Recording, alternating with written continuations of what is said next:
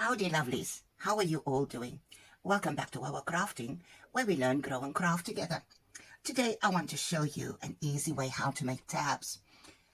These tabs can be used on labels or tags, little cards that you want to add to now. So without further ado, let's get started. So for this project, I'm going to use 180 grams or GSM, 180 GSM cardstock, not really very strong, but definitely a bit thicker than your normal copy paper or printer paper. Still easily folded. I love using this because it's just that little bit more sturdier than copy paper.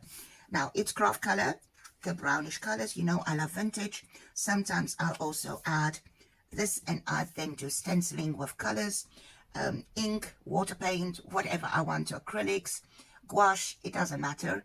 You can also emboss on here, push it through an embossing folder in your machines, die cut machines. You can heat emboss on this. There's so many uses for this cardstock, so I always have some on hand that I can use. So for today's session, like I said, we're going to make tabs. So I'm grabbing my, sorry, I'm stumbling a bit over my words. My voice is not all the best at this point in time. I've already prepared a strip, so I'll just show you. We're going to cut our paper into 1.5 inch strips. Yes, of course, you can do it wider if you so wish. For today's session, I'm doing 1.5 because we're going to cut it in 1.5 by 1.5 inch blocks.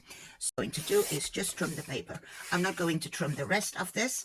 However, I've got one strip here already that I will show you, and then we can just trim it down 1.5 by 1.5. Let me not forget that one, the 0.5. And yeah, I am still stumbling over my words because inches is still getting the better of me. So 1.5 by 1.5, let's do that.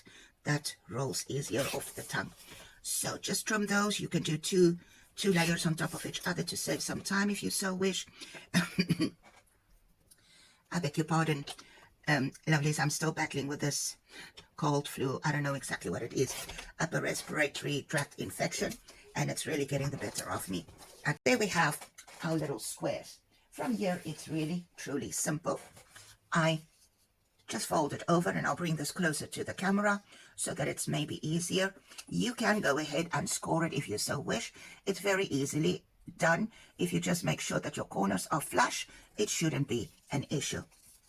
So you can fold these over any which way you want because it's a square. You can either fold it vertically or horizontally. It's up to you. It's a square, so either way, it doesn't matter. The end result is what is important. So I'll put this to one side, and I will finish that off camera. So I've got a few here that is already folded, quite a few, because I was going to do this for myself, and then I thought, let me quickly show you how to do this. Now, you all know I've got these wonderful bunches that I often use. No, it's not very expensive. You sometimes get all three of them sold together. Sometimes they are sold separately. I, however, bought this one separate, and these two were in a set. I see these days you do find them. I buy my stuff on Amazon, and they are available in a set of 3. There are other of those much cheaper sites that also sells these. So I'm going to just turn over my punch. You know that I like to do that so that I can see what I'm doing. I'll start with the smallest one, and this will be noisy in your ears. Please forgive me for that. But there we go. So there you have a little tab that you then can add anywhere on your project. Small rounded corners, I just throw them in the little container. We take the 7mm one. The effect is more or less the same. The little rounding part is just a little bit bigger. So just make sure that you punch on the closed end. So in other words, where we have folded it, hold it double, and then you can punch. I just want to show you the bigger one as well. And yes, the little pieces fly everywhere, but it's easily cleaned up afterwards. So there we have, oh, I did put that other one in the container. And to find that will take forever. So let me just punch another little one. I just want to show you the different sizes of this. So there we have the small, medium, and large. And I will bring this a bit closer, maybe put it on another tag so that you can see the rounding so much easier. So the different sizes.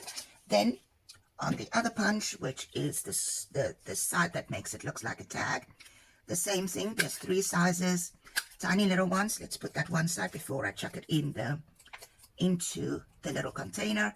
and then it will be lost within the others. The medium one, and then the larger one, which is on the other side. And punching that, sorry, in your ears, but you will all understand that sound. And there we have those. Really, really easy. You can have them at hand for whenever you have a project that you want to work on. Then for the last one, which is the tiny one, is the ticket stab. I call it the ticket stab. So if I punch that, it gives a different pattern. It's quite cute. If I put it like that, maybe you will see it better.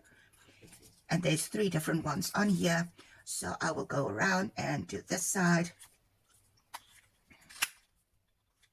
I particularly love this one.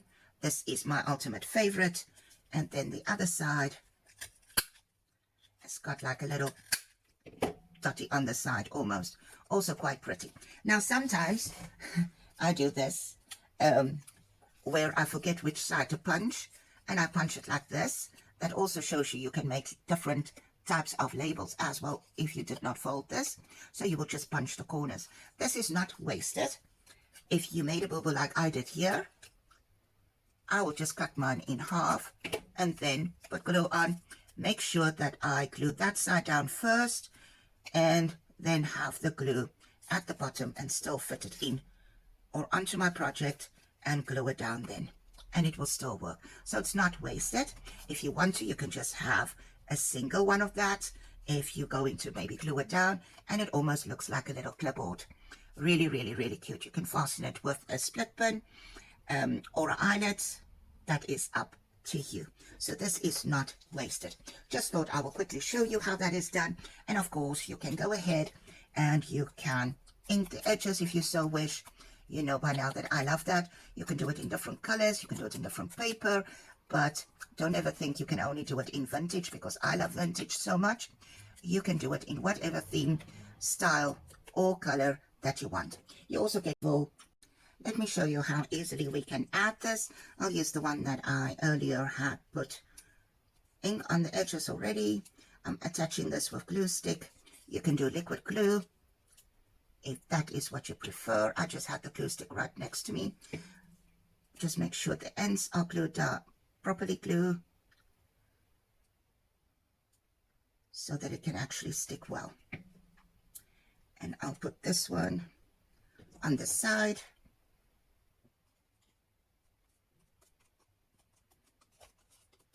And there we have it. Ready, done. You can burnish it a little bit and it is fastened. This one I just want to ink the edges before I actually attach it. And just do that on both sides. You can add this to different things, even an index card to make faux file folders. And I've got an extra piece of glue on my finger now. This one I'm going to attach there. And when you decorate your or work on your tab, you can actually just close that off with some embellishment or so forth. Let me grab a index card. I should have one close by. There we go. Let me take another one of those.